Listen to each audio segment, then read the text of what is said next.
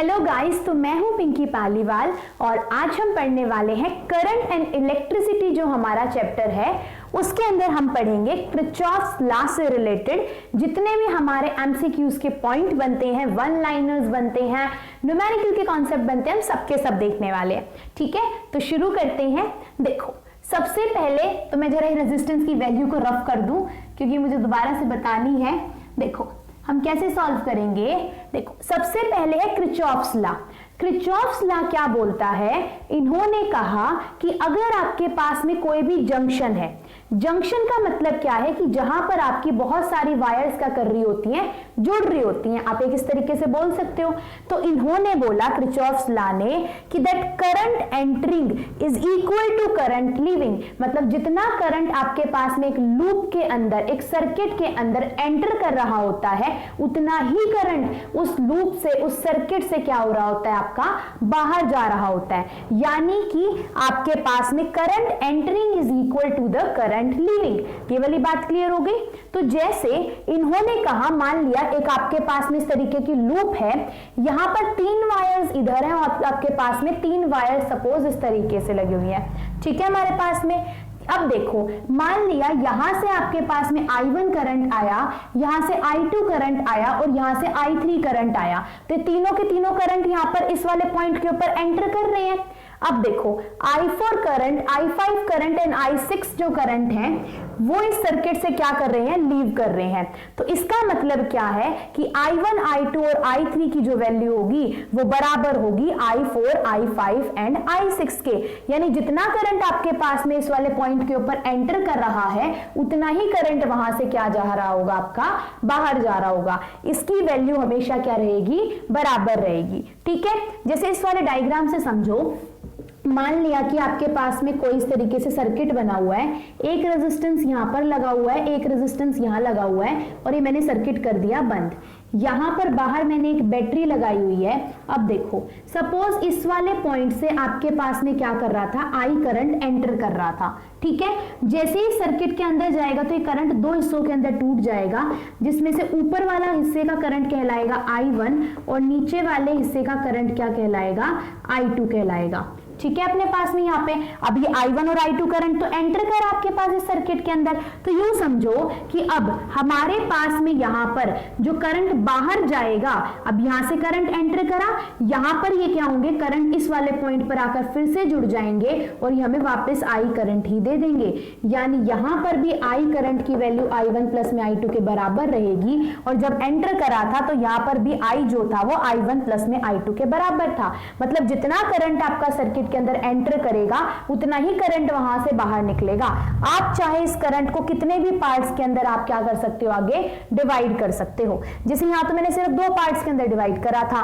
मान लिया कि ये सर्किट कुछ इस टाइप का होता हमारे पास में कि इसमें और भी हिस्से बट रहे होते। सपोज यहां पर आपके पास में एक रेजिस्टेंस लगा था, फिर यहां पे कुछ ये सर्किट इस तरीके का हो गया, 2 पार्ट के अंदर टूट गया आपके पास में।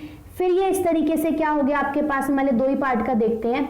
ठीक है, हमने फिर क्या करा, 2 हिस्से में ज्वाइंट करने के बाद में सपोज इसको मैंने सिंपली ज्वाइन करा दिया, मैंने और कुछ नहीं कराया।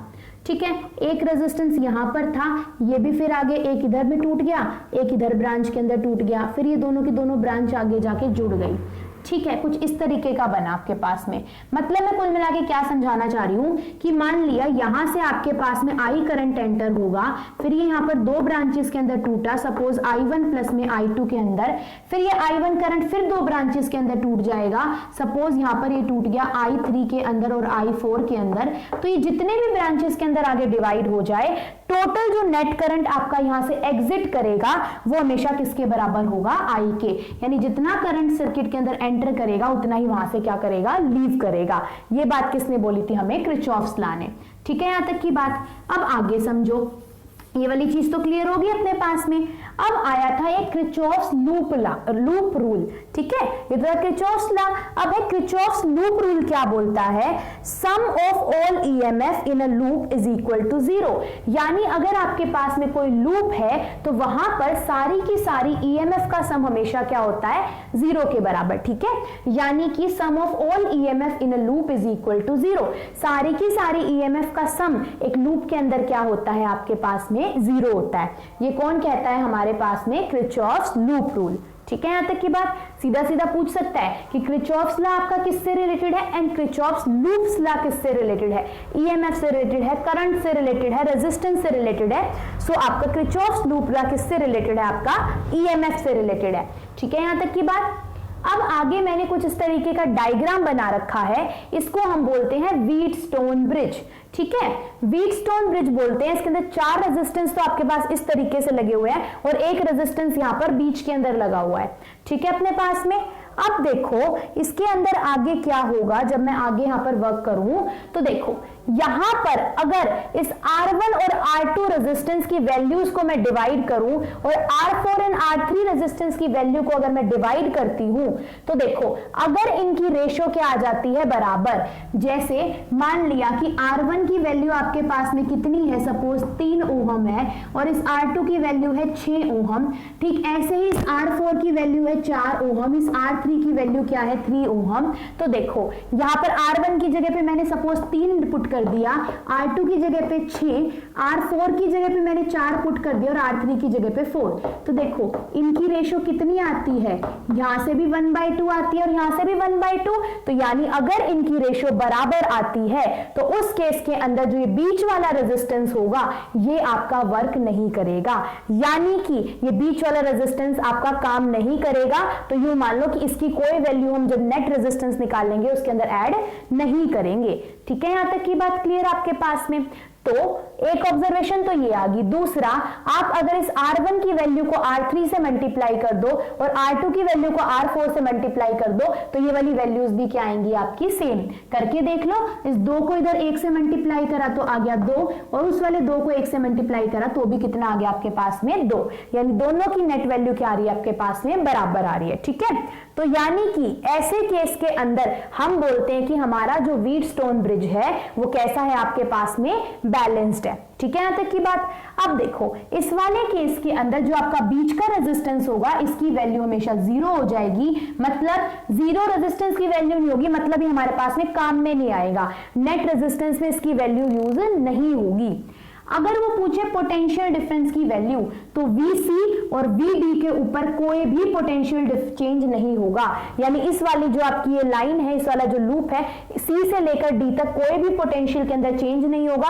मतलब VC और VD की वैल्यू क्या होगी? बराबर। यानी यहाँ पर 5 वोल्ट की अगर पोटेंशियल डिफरेंस है तो नीचे भी वो 5 वोल्ट का ही रहने वाला है, कोई चेंज नहीं आएगा यहाँ पर वोल्टेज के अंदर। यही स्टेटमेंट बना के वो दे देगा कि क्या पोटेंशियल के अंदर चेंज आएगा? So no change in the potential. ठीक है, 0 नहीं होगी पोटेंशियल की वैल्यू, सिर्फ चेंज नहीं आएगा।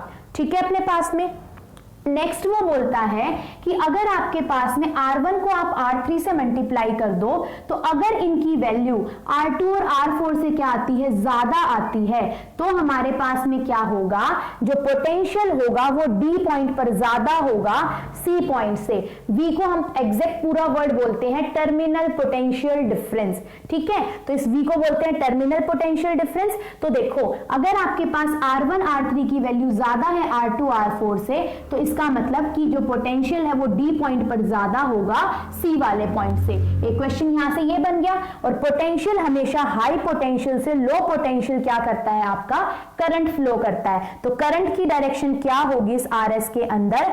कब? आपके पास में D से C की तरफ, क्योंकि D क्या है? हाई पोटेंशियल पर है और C क्या है? लो पोटेंशियल के ऊपर।